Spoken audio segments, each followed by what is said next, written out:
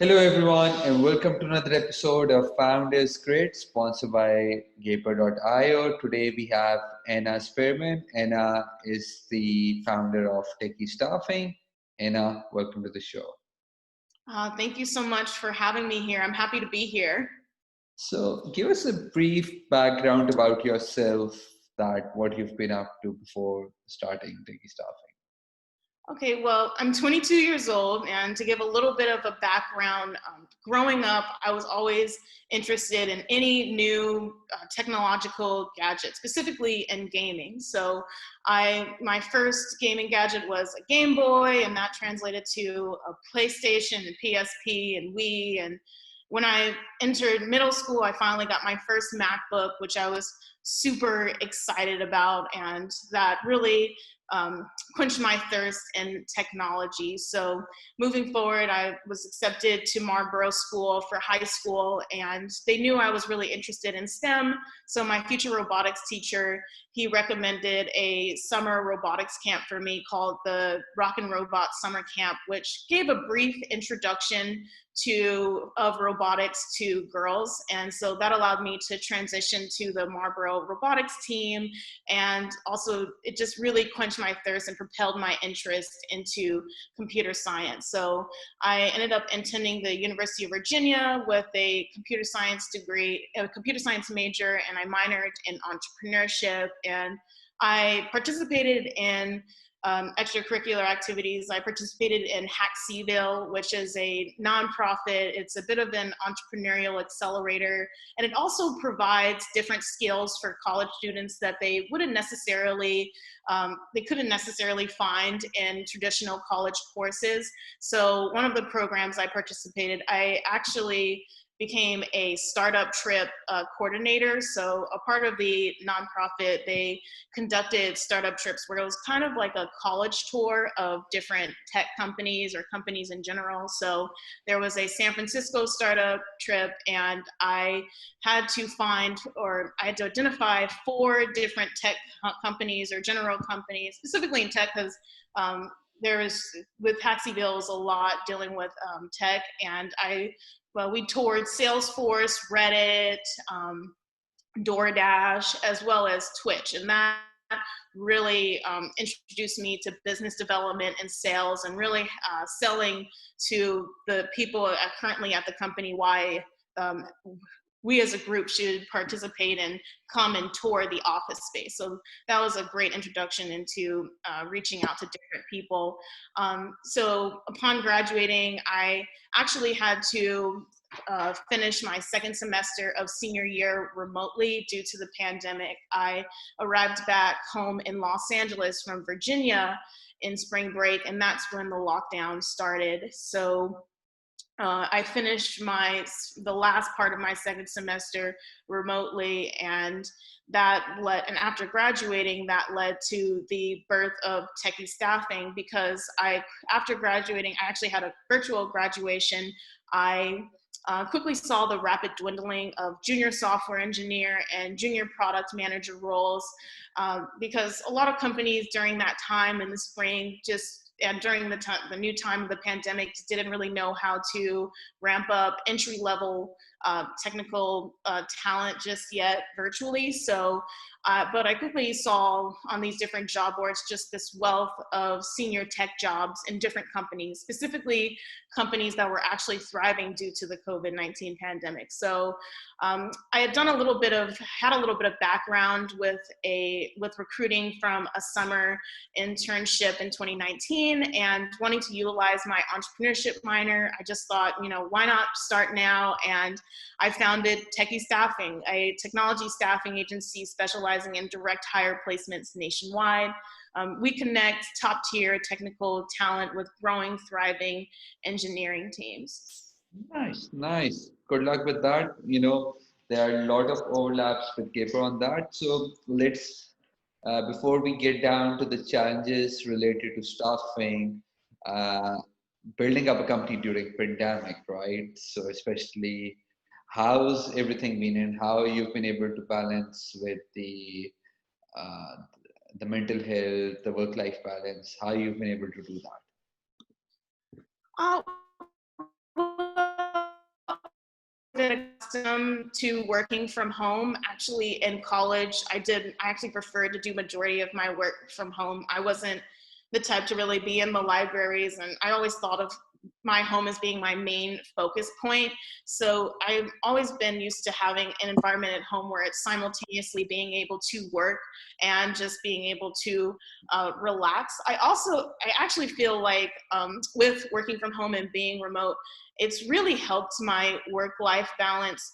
During my summer internship of 2019, it was at a tech startup located in Pasadena.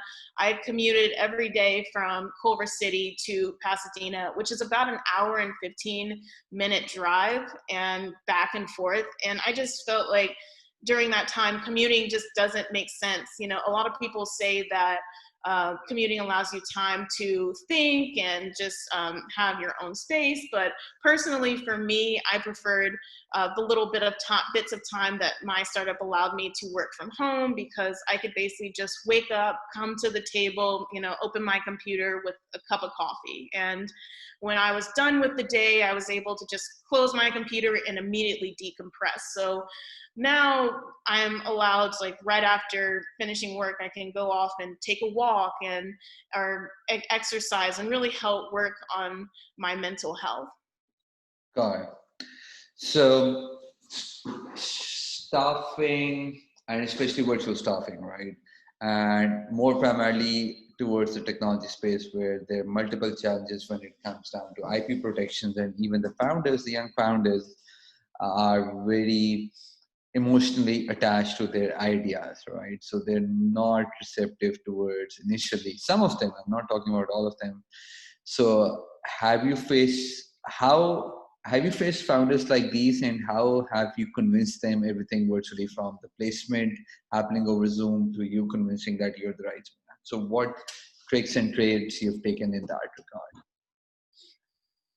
Well, I feel like I've really taken the approach where I've been the candidate before, and just kind of really being empathetic and understanding of the founder, what the founder is actually looking for, you know, because they're just people too. So just trying to, whatever the ideas they have, just embracing it and just trying to see how Techie Staffing could align with that and provide the proper tech talent to make those ideas become reality.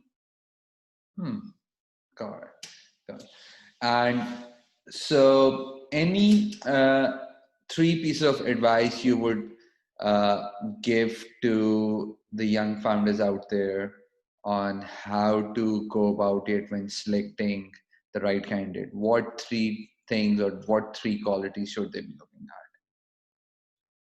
Um, I would say one awesome quality, I'd say again, is empathy. There was one day where I was interviewing a candidate, and I asked if there was any other questions, and she just genuinely asked, like, how are you? And especially during this time where people, like you say, you're having trouble with mental health, and during this pandemic and having that social isolation, just really trying to find the best possible way to connect with people virtually, and especially candidates, and I think that would allow to find the best opportunities for the candidate themselves. I would say the second piece of advice would just to I would say just trying to make sure, especially with being in tech, I think it's a little more rigid sometimes, because it's about, you know, whether or not the person properly aligns with the tech stack. So really just researching different tech stacks and really knowing the different frameworks and the languages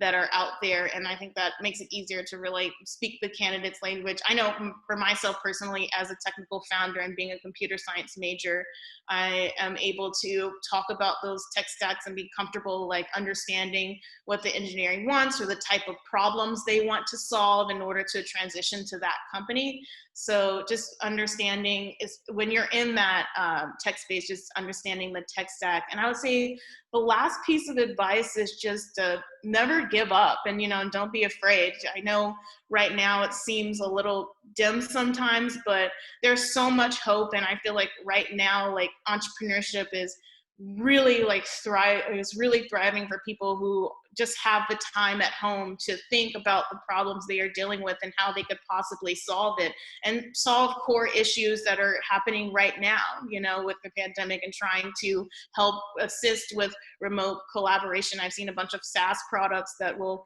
help with remote collaboration, or helping with virtual events to promote social interaction and that human interaction. Got it. Got it. So my last question would be primarily, so we're having this discussion with, so we did a poll last month, you know, when it came down to primarily how many founders would want to go back to office and how many would want to stick with this routine. So the first opinion, so the poll is whether you would want to go back to office or not. Then I'll ask my question. Uh, I personally don't think that I would have an office.